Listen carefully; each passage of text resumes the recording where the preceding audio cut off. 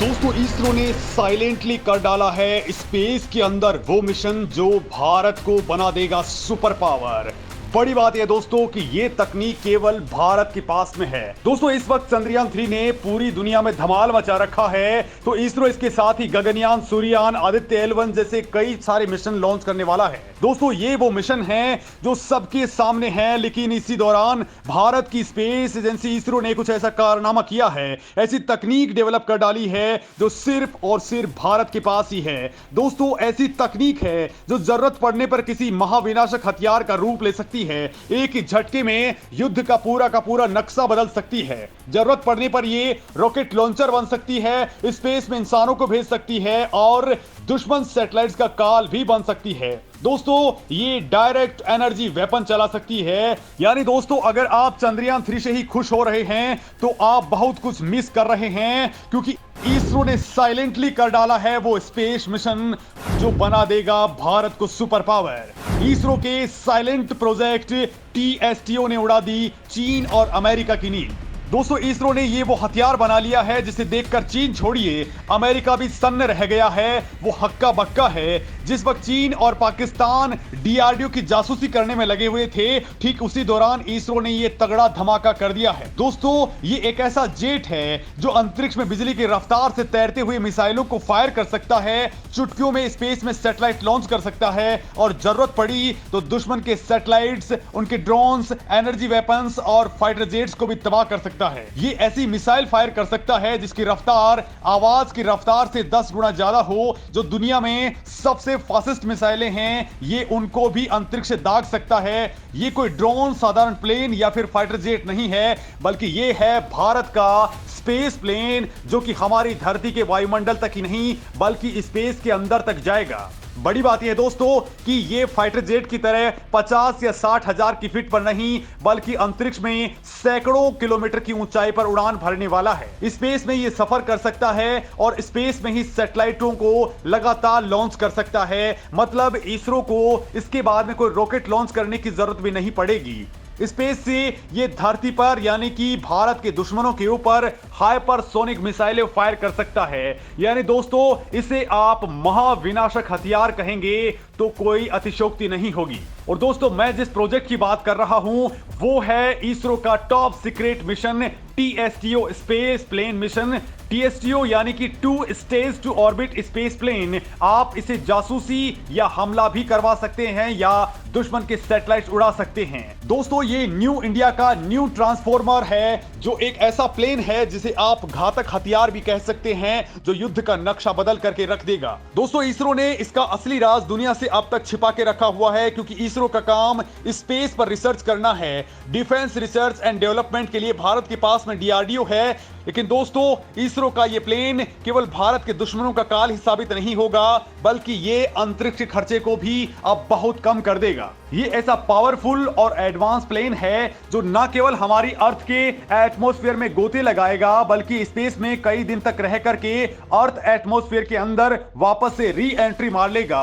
दोस्तों ये एक ऐसी तकनीक है जो अब केवल इसरो के पास ही है। दोस्तों इस वक्त दुनिया के देश सैटेलाइट लॉन्च करने के लिए रॉकेट का इस्तेमाल करते हैं। इससे आगे बढ़कर के अमेरिका और रूस ने स्पेस शटल्स का इस्तेमाल किया है, लेकिन इसरो इससे भी बहुत आगे निकल गया है। इस मामले में एलोन मस्क की SpaceX के पास भी ऐसी ही टेक्नोलॉजी है। उनके पास रीयूजेबल रॉकेट्स हैं जो स्पेस में कोई भी पेलोड छोड़ करके वापस वर्टिकली लैंड हो सकते हैं। लेकिन दोस्तों इसरो वाली ये टेक्नोलॉजी सबके होश उड़ाने वाली है, क्योंकि भारत इसका यूज मिलिट्री सेक्टर के अंदर भी कर सकता है। जरूरत पड़ने पर भारत अपने दुश्मनों के ऊपर मिसाइल, ड्रोन्स या फिर दूसरे वेपन्स भी चुटकियों में फायर कर सकता है। अब आप कहेंगे कि इसरो कोई हथियार बनाने वाली संस्था तो है नहीं, लेकिन दोस्तों भारत की रक्षा के लिए इसरो ऐसे काम करता रहा है और ये प्लेटफॉर्म भी उसने बना दिया है। यानी ऐसा प्लेन बना दिया है जो हाइपरसोनिक स्पीड वाले रॉकेट की तरह अंतरिक्ष में जाएगा, वहां सैटेलाइट लॉन्च करेगा और उसके साथ ये जब चाहे तब हथियार दाग सकता है। इससे न केवल लॉन्चिंग और हमला किया जा सकता है बल्कि ये दुश्मनों की जासूसी भी कर सकता है।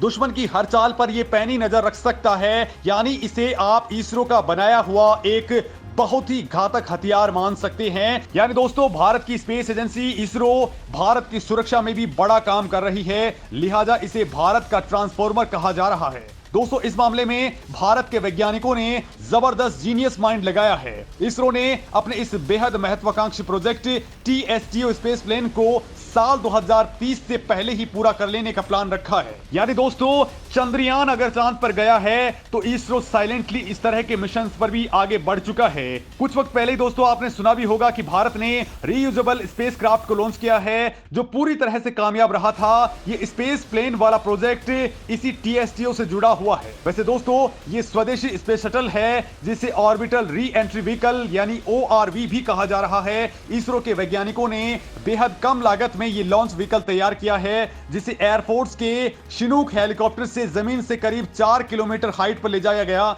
वहां इसे रिलीज किया गया। फिर ये रीयूजेबल लॉन्च व्हीकल अपने आप 30 मिनट के बाद में लैंड हो गया और ये पूरी की पूरी प्रोसेस जो थी वो ऑटोनोमस थी यानी ऑटोमेटिकली थी। इसमें कोई पायलट नहीं था, ये खुद नीचे आया और खुद ही लैंड कर गया। दोस्तों ये एक्सपेरिमेंट पूरी तरह से कामयाब रहा है, जिसके बाद अब भारत अंतरिक्ष में न केवल सैटेलाइट लॉन्च कर पाएगा बल्कि भारत अपने आसमान की सुरक्षा में एक कदम आगे बढ़ चुका है, क्योंकि ऐसी ही टेक्नोलॉजी का फायदा अमेरिका, रूस और चीन भी उठा लेना चाहते हैं। ऐसे यानों के जरिए किसी भी दुश्मन के सैटेलाइट्स को उड़ाया जा सकता है। ऐसे विमानों से दोस्तों डायरेक्ट एनर्जी वेपन यानी DEW लॉन्च किए जा सकते हैं। मतलब ऊर्जा की किरणें भेज करके दुश्मन के संचार सिस्टम को बर्बाद किया जा सकता है, बिजली की ग्रिड्स को उड़ा दिया जा सकता है या फिर किसी कंप्यूटर सिस्टम को बर्बाद किया जा सकता है। भारत भी दोस्तों अब दुश्मन के इलाकों में काम इसी यान के जरिए कर सकता है। दोस्तों जब ओरिजिनल TSTO प्लेन बनकर के तैयार हो जाएगा तो इसके अंदर पायलट भी बैठ करके जा सकते हैं जो इस प्लेन को एक नॉर्मल एरोप्लेन की तरह इस्तेमाल कर सकेंगी। दोस्तों ये TSTO space plane 2 stage to orbit mission को अंजाम दे सकता है। दोस्तों इसमें रॉकेट के साथ ही टर्बोजेट से लेकर के स्क्रैम जेट इंजन तक कई तरह के इंजन लगे होते हैं। दोस्तों ये प्लेन जब जमीन से 15 किलोमीटर की हाइट पर पहुंचेगा तब ये टर्बोफेन इंजन का फ्यूल बंद कर देगा। 15 किलोमीटर के बाद दोस्तों इसका रैमजेट इंजन एक्टिवेट हो जाएगा जो इसे 15 से लेकर के 25 किलोमीटर की हाइट पर लेकर जाएगा। जिसके बाद दोस्तों इसका एक और इंजन यानी स्क्रैम जेट इंजन एक्टिवेट हो जाएगा जो इसकी स्पीड को कई गुना बूस्ट कर देगा। ये फिर हाइपरसोनिक स्पीड से उड़ान भरने लगेगा। ये प्लेन मैक 12 तक की स्पीड गेन कर सकता है। और दोस्तों इसके बाद इसके रॉकेट को एक्टिवेट करने के बाद ये 300 किलोमीटर हाइट वाले लोअर अर्थ ऑर्बिट में अपने अंदर रखे हुए पेलोड्स को रिलीज कर देगा, यानी स्पेस के अंदर ये सैटेलाइट्स या फिर दूसरे वेपन्स को भी रिलीज कर देगा। दोस्तों भारत के लिए बड़ी बात यह है कि इस स्पेस प्लेन से दुश्मन पर हाइपरसोनिक मिसाइलें फायर की जा सकती हैं, क्योंकि ये विंग वाले स्पेस प्लेन पृथ्वी की कक्षा में 10,000 किलोग्राम से ज्यादा पेलोड लेकर के जा सकते हैं। यानी दोस्तों आप अंदाजा लगा लीजिए कि अंतरिक्ष से हाइपरसोनिक रफ्तार से युद्ध के वक्त खेल किया जा सकता है। हालांकि इसका मिलिट्री यूज वाला पार्ट इसरो ने दुनिया के सामने रिवील नहीं किया है, क्योंकि इससे दुनिया के देश भड़क सकते हैं। लेकिन दोस्तों दुश्मन के खिलाफ लड़ने की तैयारी भारत ने कर ली है और अब चंद्रयान लॉन्च के बाद बहुत जल्द आप देखेंगे कि भारत ये तगड़ा धमाका भी कर चुका होगा। यानी दोस्तों अब भारत का TSTO space plane satellite launch की लागत को 10 गुना कम कर देगा और इसरो का मकसद है कि अगले कुछ ही सालों के अंदर दुनिया की स्पेस मार्केट के ऊपर पूरी तरह से कब्जा कर लेने का, साथ ही बार बार रॉकेट फायर करने में जो खर्च होता है वो भी अब इसरो बचा कर लेगा।